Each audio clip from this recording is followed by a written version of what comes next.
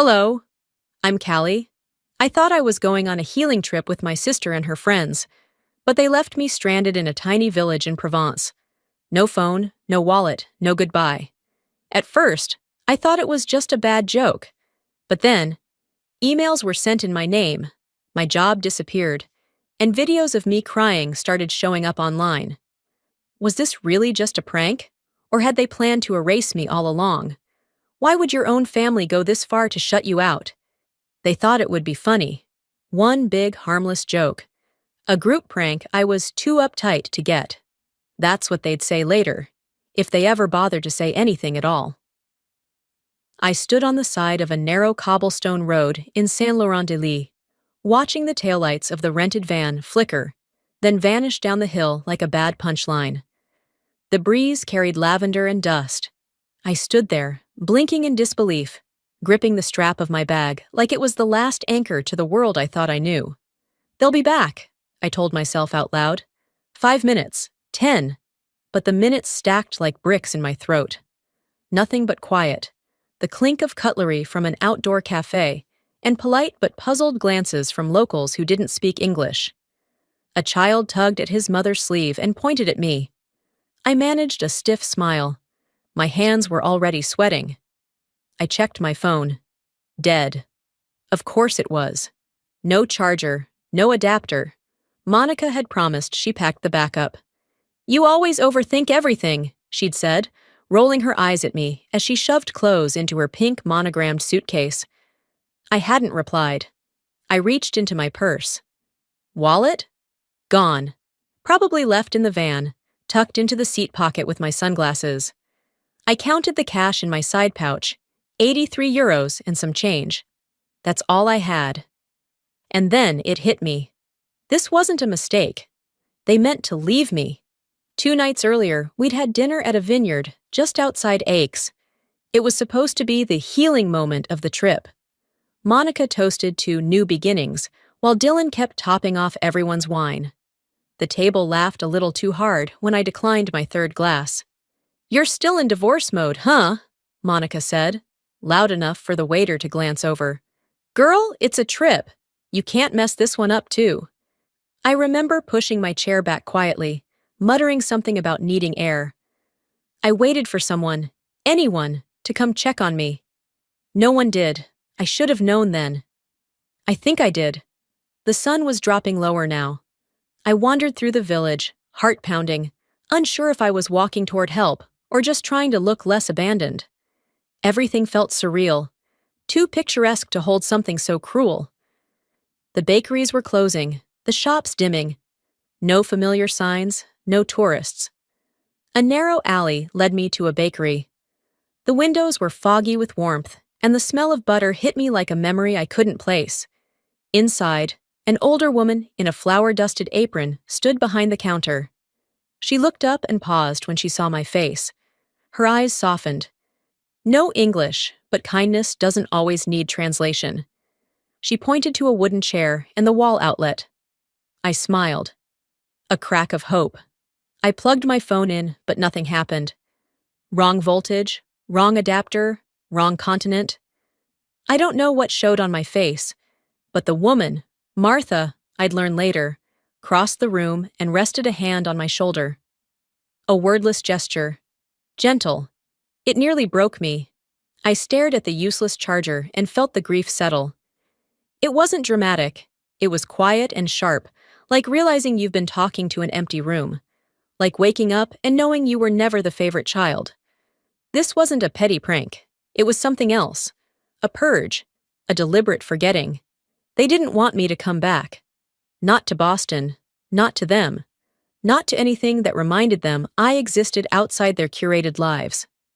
I came here to heal. To reset after a divorce that unstitched a decade of my life. And now, I'd been discarded like luggage that didn't match the aesthetic. Fine. If they meant to scare me, it worked. But now I was just angry. At some point in the night, I must have fallen asleep sitting up. My neck ached, and the hard chair beneath me had left lines across my thighs. Outside the bakery window, morning had settled in, soft golden light spilling onto the cobblestones, the scent of rising bread warming the air like a blanket. Martha appeared from the back room, holding a tangled knot of cords and plugs. Her fingers fumbled through them until she pulled out something old and slightly yellowed. She held it out to me with a hopeful look and gestured toward my phone. It was a UK adapter, the kind people forget in rental flats and never return for. "Try this," she said, in heavily accented English. A rare gift, 2 words I didn't expect. I thanked her, plugged it in, and waited. The screen blinked once. Then again. A low buzz. Battery, 1%. Enough to flicker to life. Not enough for anything else. I tapped the power button, praying. Before I could open a single app, the screen lit up with an incoming call. Reed. I hadn't seen that name in months. The name alone made my chest go tight. The bakery around me blurred for a second, like someone had yanked me back across the ocean. My thumb hovered over decline, but something made me answer. "Hello?" His voice came through clear, smooth, like it always had, like nothing had happened. "Callie," he said. "Finally." I didn't speak. He filled the silence fast. "Your mom's worried. I mean, really worried. Monica called me in tears." Liar. Monica hadn't shed a tear in a decade unless it was for a photo. "You just disappeared," he continued, as if I hadn't been dumped in another country like forgotten luggage. "You always do this. Shut down. Vanish when it gets hard." "I didn't vanish," I said, my voice steadier than I felt. "I was left."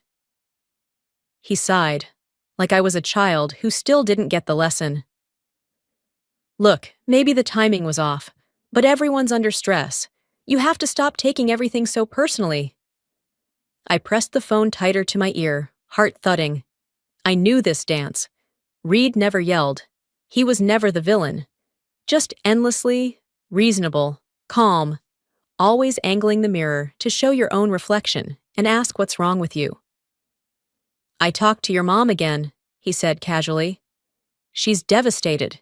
Your dad doesn't even know where you are. Do you realize how selfish this looks?" "I didn't ask for any of this." "No," he said, a beat too quick, "but you sure know how to make it about you." There it was, the real tone, polite on the surface, poison underneath. "You need to come home, Callie. You're not going to fix anything out there. You can't heal surrounded by strangers and whatever it is you think you're doing." I stayed silent. Every word he said pressed on old bruises. Then came the line that snapped everything. "I know Provence isn't ideal, but maybe you'll come back a little clearer. A little cleaner." Cleaner? I froze. I hadn't told anyone where I was. Not even the village name. I hadn't tagged a location. Hadn't posted anything. But Reed knew. He didn't say it like a guess. He said it like he'd seen it. That call wasn't concern. It was surveillance in disguise. I didn't yell. I didn't plead. I just said, "Goodbye, Reed," and hung up. I sat there for a long time, breathing shallow, letting it wash through me. Then I stood and walked to the bakery's doorway. Outside, the sun lit up a distant row of olive trees that stretched like arms into the hills. Quiet, steady, rooted.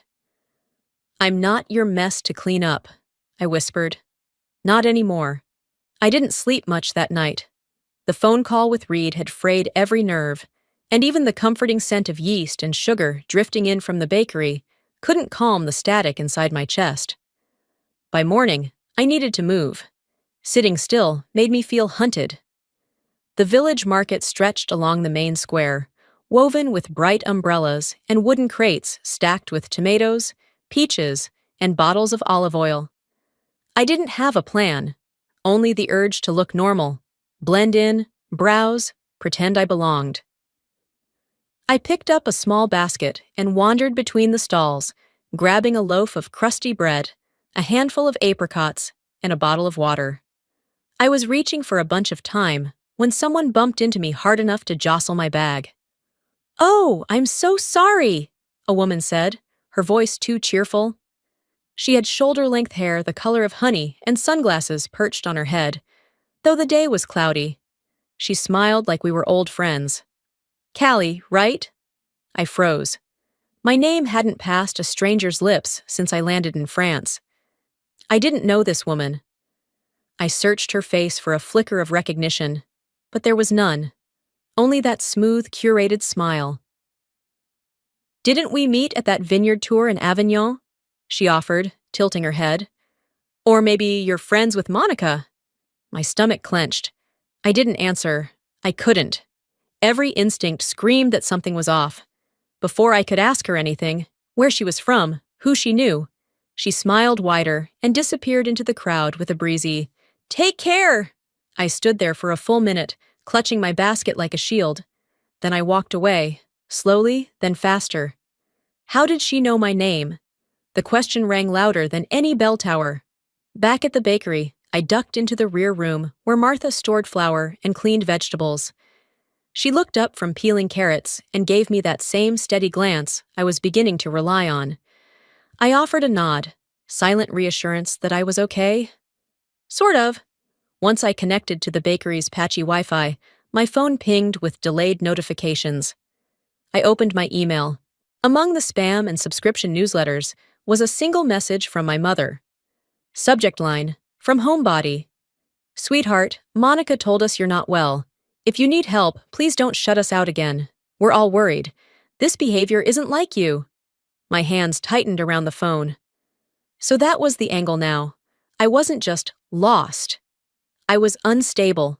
The same storyline they had fed our family years ago when I cried through my first miscarriage, when I stopped smiling after the divorce. Monica had always known how to play the part, the capable one, the fixer. She'd walk into a room with her shiny hair and flawless posture and say things like, "She just needs space," or "It's a lot for her right now." But what she really meant was, "Don't believe her. Believe me." I remembered a Christmas years ago, sitting at the dinner table, trying to explain to my parents that Reed had cut me out of our joint accounts. Monica had laughed. "That's not abuse, Callie. It's marriage. Grow up." And they'd nodded. Because Monica always sounded more reasonable. My eyes burned as I walked behind the bakery, past a row of potted herbs, into the clearing beyond. I sank to the ground. This wasn't just about being stranded. It was about being rewritten. Again. Recast as the emotional one. The problem. The version of me that Monica could manage, contain, dismiss. I tilted my head toward the sky, blinking hard. "They've got the script," I muttered. "They just needed me to vanish so they could narrate it." I stayed there for a while, letting the quiet press into me, letting the rage cool and crystallize. Then I wiped my face with my sleeve, stood up, and walked back through the alleyway. I wasn't spiraling. I wasn't broken. And if they wanted a version of me, they could explain away. They were about to meet the one they couldn't. The words came easily once I stopped trying to soften them. It was past midnight. The bakery had gone silent. Martha had long since gone upstairs, and I sat in the back office with the lights dimmed and my laptop screen the only glow in the room. The email cursor blinked like a dare. Subject line, "You don't get to define me, Monica. You left me on a curb in a country I barely speak the language of. No warning, no explanation, just laughter fading behind a slammed van door." I paused, then continued. "I spent the first hour thinking it was a joke, the second hoping it was a test. By hour 3, I understood it was neither." Each sentence dropped like a stone. There was no venom, just the weight of truth. I'm not writing this for an apology. I know better. I'm writing because you've spent years rewriting my life in your words. Not this time. I ended with, "You don't get to define me anymore." And then, I hit send. The email didn't make me feel lighter. It didn't bring closure or triumph. It just made something still. Like I had finally shut a door and locked it from the inside. I slept for 3 hours. When I woke, it was to the scent of cinnamon and apricots and the faint vibration of my phone. New message, Monica. "OMG, you're okay. So relieved. I told Mom you probably just needed time to breathe." Everyone kinda panicked, lol. Hopefully we'll laugh about this someday. Emoji, heart, sparkle, butterfly. I stared at the screen like it had teeth. There was no apology, no mention of what happened, just bubble-wrapped condescension and a thin layer of performance. She wasn't acknowledging the harm. She was preparing the story for everyone else. The good sister who held it all together. The broken one who ran off. That same tired script. I didn't respond. Instead, I took out the notebook Martha had given me when I first arrived. I hadn't written in it until now. I turned to a blank page and in big letters I wrote, "Who I am." Then underneath, not Monica's version, not Reed's ex-wife, not someone who needs managing, not broken, not missing, not yours. I filled 3 more pages. I didn't stop to edit or second guess. I just let it pour out. Everything I'd traded away for peace, for approval, for silence. The sun was climbing when I finally came out front. Martha stood by the counter kneading dough, humming something low. She glanced up as I passed and said, "You have stronger eyes today." I blinked. "Excuse me?" She smiled gently, pointed to her face. "Before, your eyes were heavy. Today, sharp." I didn't know how to respond, so I just nodded. "Thanks. I think I needed someone to say that." Later that afternoon, I wandered into town again, not because I had to, but because I wanted to. My steps felt different, grounded. I passed the bookstore, the wine shop. I looked at the world with a sense of space, of choice. Monica's email hadn't rattled me. It had confirmed everything I already knew. But by sunset, I would learn Monica and Reed had already taken something else from me. It started with a scroll. I was sitting in the back courtyard behind the bakery, feet up on a cracked bench, soft golden light filtering through grapevines above. I hadn't planned to check my old email. That account had become a graveyard. Expired coupons, forgotten subscriptions, the occasional spam from a wellness blog I didn't remember subscribing to. But something made me open it. The inbox loaded slow, and then there it was. 5 messages stacked one after the other, all from Dana, my former design mentor. My lifeline when I was still figuring out where creativity ended and survival began. The first was dated 2 months ago. "Callie, hope you're well. I've got a remote project I think you'd be perfect for. Eco-architecture, flexible hours, full autonomy. Let me know if you're interested." My throat tightened. The next email was a gentle follow-up. Then another. The 4th was shorter. I didn't hear back, so assuming it's a pass. And then came the 5th, forwarded. Below it, a line chilled my blood. "Thanks for thinking of me, but I've moved on from design. Best of luck." It was from my account. I never sent it. My hands trembled as I reread the message. It was polite, neutral, just enough distance to make it seem final. But I knew that tone. It wasn't mine. It was Reed's.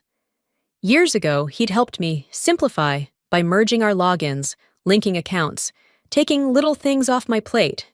He said I needed to focus on healing. He said it with that voice he used when he didn't want me to argue. I'd nodded. Back then, nodding was easier. Now I saw it for what it was. Control. They hadn't just stranded me in Provence. They'd sabotaged the one thing that could have brought me back to life, my work.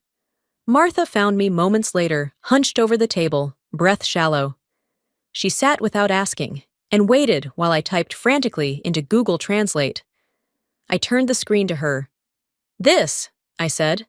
"This is what they took." She read the translation, blinked slowly, then said in her soft accent, "They want you small."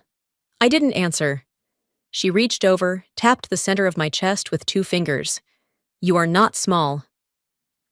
Something cracked open in me, not with a scream, not with a sob. It was a quiet, burning clarity.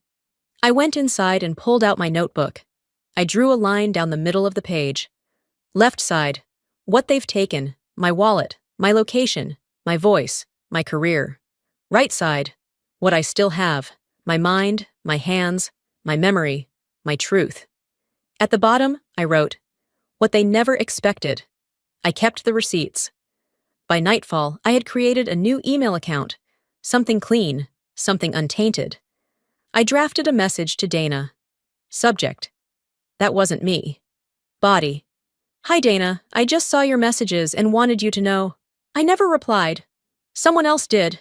I'm still here, still designing, still interested. Attaching a fresh portfolio, some old pieces, some new sketches. Nothing polished but honest. I hesitated for a moment, then clicked send. It wasn't about getting the job. It was about reclaiming the door they tried to seal shut behind me. It was late, the kind of late where even the crickets had gone quiet. The air outside was heavy with the scent of lavender and cooling stone. I'd just finished dinner with Martha. Bread, goat cheese, tomatoes still warm from the sun. My hands still smelled of basil. The message was from Harper. Harper, a friend from back home. More of a former colleague now. We hadn't spoken since the divorce. Hey, is this really you? There was a link. My stomach dropped. I tapped it. The screen loaded. TikTok. The username, @DylanDoesTruth. The video opened with shaky footage. Me, sitting on the curb outside the cafe where they'd left me. My face streaked with sweat and mascara. Eyes darting. Voice too soft to hear. Then a quick cut to me, walking aimlessly through the village. Shoulders slumped, lips moving like I was talking to myself. Overlay text. Sometimes you just can't save people from themselves. Cut to Dylan's voice, spliced from somewhere else. We tried. We really did. But she wasn't well. You can't force someone to want help. Background music. Soft, haunting piano. The comment section was worse. Yikes. Poor Monica, dealing with this kind of drama. This girl needs serious help. You can see it in her eyes. She's gone. I dropped the phone. It clattered against the stone floor, the video still playing. I wasn't just being erased. I was being rewritten. My rage didn't come in a scream. It came as stillness, focus. I picked up the phone, walked to the far end of the courtyard, and sat on the step by the herb garden. Then I opened my camera roll. Months ago, at the vineyard dinner, the night Monica mocked my divorce, I'd filmed a short clip. The lighting was low, but the audio was sharp. Dylan slurring his words, Monica rolling her eyes, someone whispering, "She's not gonna last the whole trip." I uploaded it to my laptop, clipped out a 10-second section, overlaid it with a single sentence. Full context is coming. Then I paused. I didn't want revenge. I wanted truth. So I opened a blank document. I began typing what really happened. The timeline. The night at the vineyard. The fight. The van. The bakery. The stolen job. The email I never sent. I backed it up with dates, screenshots, journal pages, faces, words, context. Then I turned to Martha, who was watching from the doorway, arms crossed over her apron. "I need to say something," I told her, "but it has to be in French." She nodded, disappeared, then returned with a pen and a notepad. We worked on it together. "No one has the right to erase your voice." She underlined it, then smiled. By midnight, I had posted a new video. No music, no filter. Just me, sitting in the courtyard, reading my letter. First in French, then in English. I didn't cry. I didn't blink too much. I looked into the lens like I was speaking to the person who mattered most. Myself. The caption read, "They took the narrative. I'm taking it back." I turned off the phone. They didn't back down, so I didn't either. The next morning came quietly. Too quietly. The usual hum of the village waking up felt muted. Or maybe it was just me. My nerves, raw after the post, were pulling at the edges of every sound. I hadn't slept, not really. I'd turned the phone off after hitting publish, but my mind kept spinning. I was in the middle of folding fresh linens when my inbox pinged. Dana. Subject, need to talk, urgent. Her message was short. "Hey Callie, quick heads up. Someone reached out to our team last week claiming to be your legal representative. They submitted a portfolio under your name. The work looks like yours. Just tweaked. watermarked by a company I've never heard of. It felt off, thought I'd check. My heart stopped. Attached was a JPEG. I opened it. It was mine, my design. The rustic modern cafe concept I'd sketched after the divorce. My layout, my palette, even the same notes about repurposed wood and natural light. But my name was gone. In its place, a slick new logo, Vantage Studio. A company I didn't know, a watermark I didn't create. My blood went cold. They hadn't just tried to discredit me online. They were trying to be me. I immediately dialed Dana. Her voice was calm, professional, but I could hear the hesitation. I thought it was strange, she said, so I asked for credentials. The reply came from a man named R. Davis. Said he was your brother-in-law and had power of attorney. I sat down. Hard. Reed. Of course it was Reed. Did he send anything else? I asked. Dana hesitated. Yeah, a signed release. Digital. Looked official. I closed my eyes, jaw tight. I never signed anything. And I hadn't. Not a release. Not a waiver. Nothing. But years ago, Reed had helped clean up my digital life after the marriage started falling apart. He had my old passwords, my digital signature stored on our joint drive. He'd used it. They were using me as their ghost designer. I hung up and paced the courtyard in front of the farmhouse. I could hear Martha inside humming, the scent of orange zest drifting from the kitchen window. I pulled up my Google Drive, frantically typing keywords. Found it. My original cafe design file. Time-stamped. Metadata intact. The layers, the process. A digital fingerprint. Proof. I brought my laptop into the local cafe, where the owner, Lucian, spoke good English. Between his spotty legal knowledge and my translator app, we crafted a cease and desist letter. I forwarded it to Dana, along with the metadata and a new digital signature. Subject line, "This is mine." She responded in minutes. Got it. This helps. I'm pulling back from the other submission. For a moment, I just sat there, hands shaking, staring at the screen. They hadn't just stranded me. They'd tried to build their future with the blueprints of my pain. That night, as the sun fell behind the hills, I sat on the porch with Martha. She brought out 2 mugs of tea and a blanket. We didn't speak much. I watched the olive trees sway and whispered. They tried to bury me with my own roots, but I still have the seeds. She didn't ask what I meant. She just reached over and placed a notepad on the armrest beside me. At the top, she'd written in careful script, Cabinet d'Avocats, Paris. A law firm. Her eyes met mine, steady. Tomorrow I'd call them. But for now, I sat still, not silenced, not erased, just ready. The letter was taped right below the iron latch, flapping gently in the morning breeze. Martha spotted it first when she stepped out with her basket of herbs. She didn't open it, just walked back in and handed it to me like it was a bomb. No name, no return address. The envelope wasn't sealed, just folded neatly, like whoever delivered it wanted speed over formality. Inside was 1 sheet of printer paper, no letterhead, just 12 words. Leave this alone. You've made your point. Don't push it further.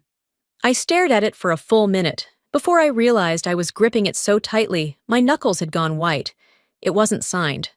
Of course it wasn't. But I knew the voice behind those keys. It was the same one that always smiled too wide when I called out the truth. The same tone Reed used when he said, "Let's not make this messy." Martha looked at me, puzzled. Bad news. I handed it over, then pulled out my phone and translated aloud. She read it twice, then met my eyes and shrugged. Good, now they are scared. I laughed once, sharp.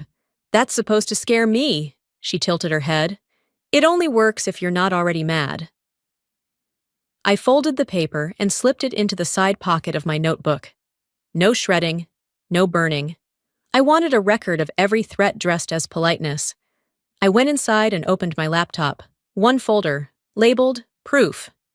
Inside, every timeline I'd built, every screenshot from Dana, the forged email headers, metadata files from my original sketches, A copy of the video reed-edited. A screenshot of the message from Dylan. The legal release with my digital signature, plus my original file showing I'd never authorized anything. I clicked share and sent the entire drive to 2 email addresses. legal@harrowandlentz.fr, Paris law firm Martha had helped me find. Candice.wu@nylawpro.com, Dana's referral. I added a short note. I don't want to sue them yet, but I want the facts to exist somewhere besides my head. If they come again, I won't be unprepared. I hit send and leaned back, watching the blue bar crawl across the screen until it confirmed. Delivered. By mid-afternoon, the nerves had settled into a steady hum of focus. I took a walk through the village, passing the narrow alleyway that led to the courtyard. I stopped for a moment outside the tiny bookstore and watched a young couple inside pick out postcards. They laughed together, touched shoulders. That used to be me and Reed once, before the silencing, the reshaping, the rewrites. I walked on. Later that night, I sat at the bakery's kitchen table with my laptop open again. There was one more thing to do. I opened a new message. No subject. 2. Monica Davis. I didn't start with hi.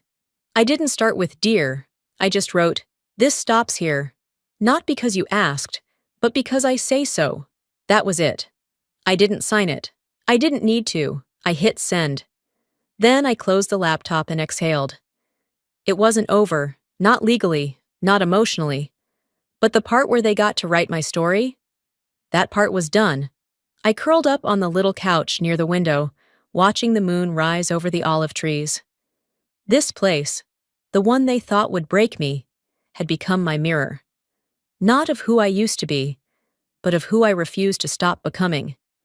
I didn't win back everything I'd lost, but I reclaimed the only thing that ever really mattered: myself. The morning after the letter, I brewed tea without rushing. The air had shifted. It wasn't lighter, not yet. But it wasn't crushing me anymore either. The first email came from Dana. We've submitted the formal complaint. The Paris team confirmed a few irregularities in the submission documents, names and sign-offs being flagged. Just wanted you to know, it's in motion. I didn't reply right away. Just sat with the weight of it. Not fear, finality. A few hours later, another message came in. Dylan's video has been taken down across all channels. No statement. Just gone. Not an apology, not even an acknowledgement. But it was something. I didn't need their guilt. I didn't even need the court to agree with me, though I hoped it would. I just needed the paper trail to exist. I needed the truth where it couldn't be rewritten anymore. That was done. By the end of that week, I was officially onboarded as a remote consultant for Dana's firm. The work was sporadic, mostly layout concepts and mood boards, but every email, every assignment felt like a stitch in my own skin, being sewn back with my own hands. I also started contributing to a local blog in Provence, an English-language lifestyle site that spotlighted creative expats. My first piece? Designing in Silence. How leaving Boston gave me back my voice. Martha printed it out and taped it behind the register. In return, I helped her digitize her menu. We sat for hours one evening, translating pastry names and adjusting font sizes. She called it Très Modern, and when the screen blinked to life with a sample menu, she clapped like I'd performed a magic trick. I was still here, and I was building something real. One crisp morning, just as the scent of warm figs filled the bakery's courtyard, Jacques from the hardware shop dropped by. "I hear you're good with design," he said, cradling a basket of olives. "We need someone to help with signs for the harvest route." Then he paused. "Also, we could use an extra hand picking, if you're not too busy." I smiled. I have 2 hands and nowhere else to be. That weekend, I stood barefoot in the middle of an olive grove, mud streaking my arms, my laugh echoing louder than I expected. There was no stage, no filter, just me and the trees and a basket that kept tipping sideways. No one asked me about Monica, or Reed, or Boston. And I didn't offer, not out of secrecy, but because, for the first time, they weren't the loudest thing in my life anymore. One evening, I returned to the bench outside the bakery, the same one where I'd once sat stunned and silent, trying to understand how people who claimed to love me could vanish like that. I pulled out my journal and wrote, "That version of me would never believe we made it here." Then, I added a line underneath. "Some roots get ripped out. Some get replanted. I'm both." I closed the notebook and stared at the hills, the trees catching the last light of day. Before bed, I checked my email one last time. A single unread message. From Monica Davis, subject, "None. I hope you're well. Maybe someday we can talk." I didn't delete it. I didn't respond either. Instead, I placed my phone face down, turned off the light, and slipped into sleep with the windows open.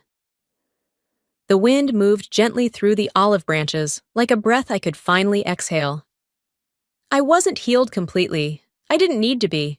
But I was whole enough to keep walking forward, on ground I had chosen. Maybe I'll tell the full story someday. But for now, I have bread to bake and sketches to finish.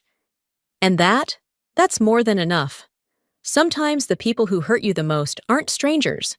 They're the ones who shared your childhood, your holidays, your home. And when they rewrite your story to make themselves look better, it can feel like you've lost everything: your voice, your worth, your truth. But here's what I've learned. You don't have to stay silent to keep the peace. You don't have to keep shrinking so others feel bigger. And you don't have to wait for permission to take your life back. For a long time, I thought healing meant going back to who I was. But now I know. It means becoming who I was never allowed to be. So if you've ever felt erased, abandoned, or made to feel like you were too much or not enough, I want you to know you are not alone, and you are not broken. You are becoming. And maybe, just maybe, that's exactly what they feared most. Now, I'd love to hear from you. Have you ever had to rebuild from a betrayal? Did this story remind you of something you've lived through? Or still trying to rise above? If this video touched something in you, drop A or just type 1 in the comments. And if it didn't resonate with you, that's okay too. Let me know what didn't click. I genuinely want to grow with this community. If you'd like to hear more stories like this, hit that subscribe button and turn on notifications. Thanks for being here. You matter.